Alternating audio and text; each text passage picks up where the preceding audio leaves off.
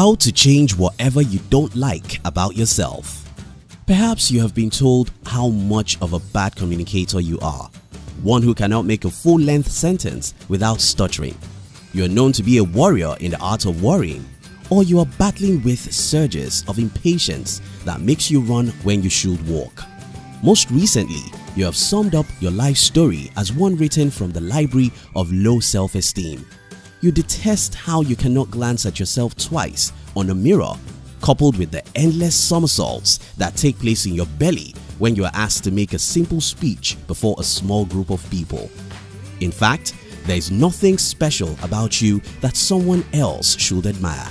You wished you were someone else in attitude, conduct, and character.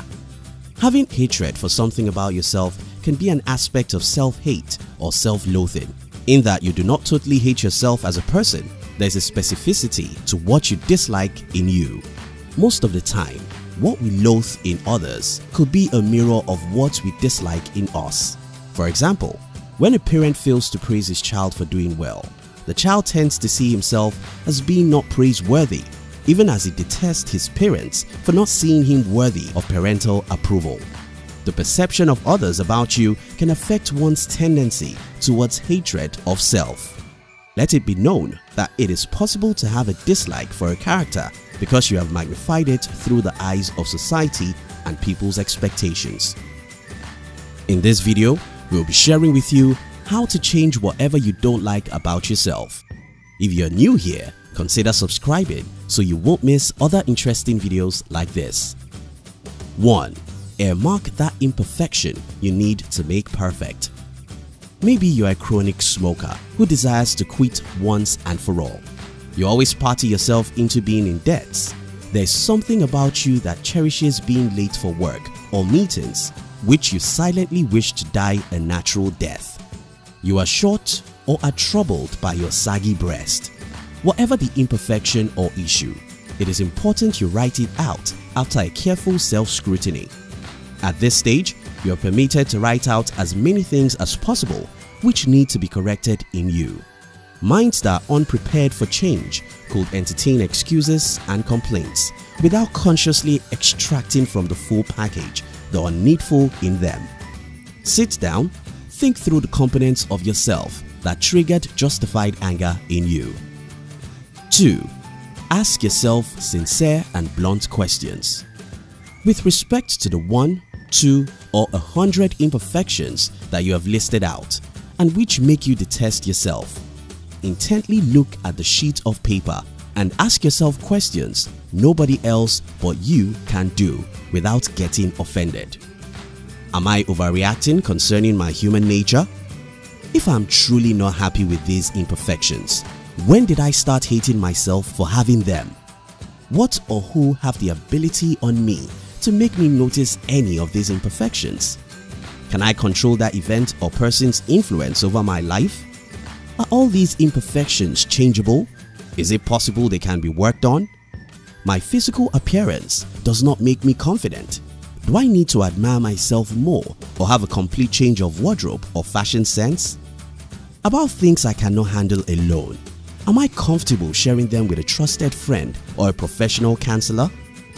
After working on these imperfections, will I be happier? Am I making the effort to please somebody instead of myself to start with? There is no need to rush through these questions. In fact, there are more questions that could follow from one question. It could take you days, weeks, or even months to properly separate your imagination from your reality as you unearth likely factors that surround or affect your perception of who you worth. 3. Get working. Your answers in stage 2 are not strictly yes or no answers. They are in different shades of yes, no, maybe, obviously, and others. They are catalysts that speed up the quest to find out more and do something worthwhile about your findings. For instance, if the answer to "Can I control that event or person's influence over my life?" is yes, after carefully thinking it through, you have to back it up with actions. Obviously, you need to start avoiding that gathering where you feel much disgust about how you look or what you have achieved.